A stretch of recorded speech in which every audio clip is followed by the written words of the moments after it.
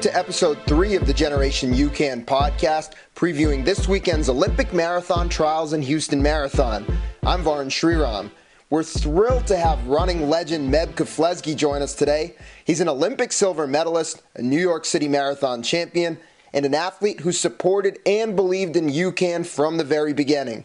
Meb, thanks for taking some time out of your busy training to chat with us today. No problem. We'll be able to do it, so no problem.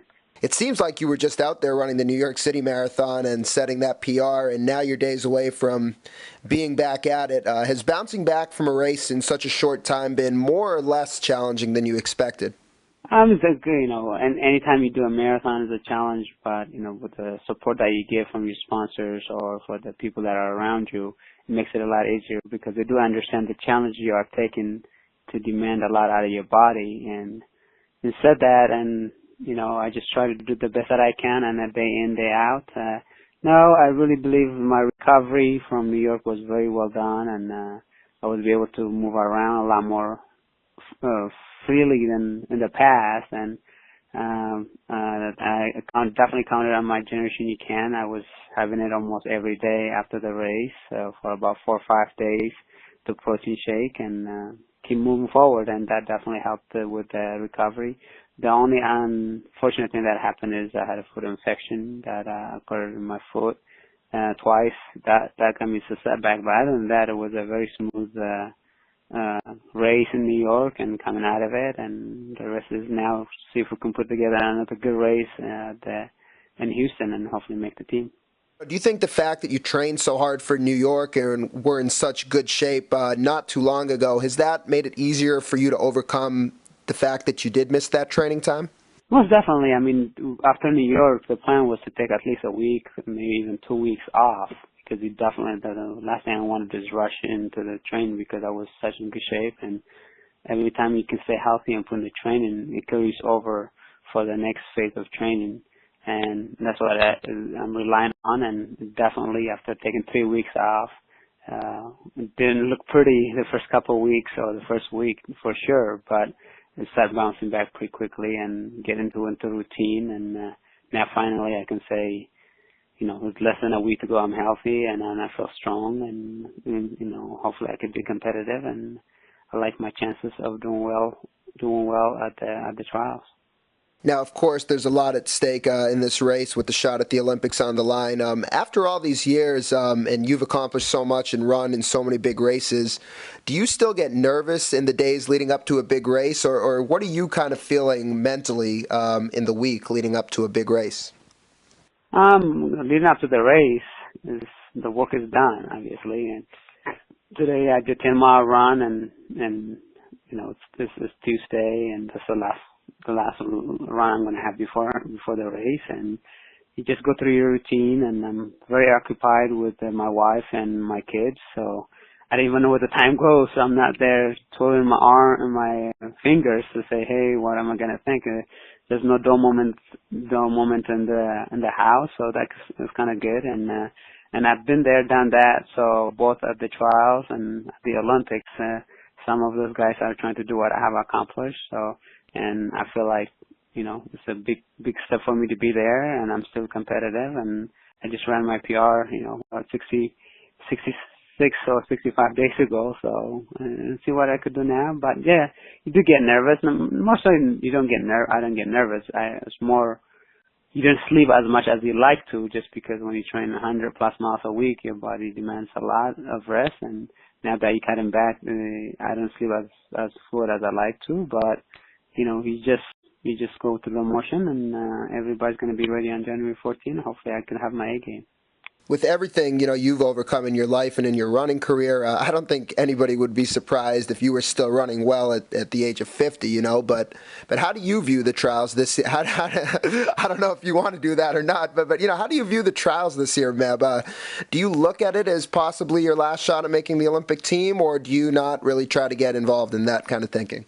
No, I definitely look into that. I mean, I think you can run, and as long as you like to, that's the beauty of our sport. In terms of having the highest shot of making the team, this is it, obviously. And I'm 36. I'll be 40 the next time around. That doesn't mean that 40 can do stuff, but or run efficiently. But for me, I have many things that I want to do in life, and I want to be able to be involved with the sport, but in different caliber. And I feel this might be my last Olympic trial from the marathon. And if something changes, God is my ultimate judge. If He keeps me going strong and healthy, then there might be a consideration to reevaluate. But I think with what my wife and kids have sacrificed a lot for me to give me the opportunity, and my sponsors to give me the chance to excel in life and do well in performance, I look this as my potentially my last marathon trials. But you never know never say never, I guess, is the answer. But I like my chances for this weekend. With that in mind, Meb, as a guy who's made the Olympic team before and who's won a medal on that stage, how are the Olympics different from the other events you race in? What is the significance to you of the Olympics, and how badly, when the Olympics are at stake, do you want it? The Olympic trials are a little more difficult than the Olympics because it's 1, 2, 3. And you can have 3 happy people, and the rest of the crowd, unless you're running a PR, they're not going to be so excited. But going to the Olympics is such a great honor to represent the country you live in, and the country that has done so much for me. And to be able to put in the podium in 2004 was a thrill of last time. And the first time I made the Olympic team in 2000 was also an excellent experience. But see if I could do it one more time.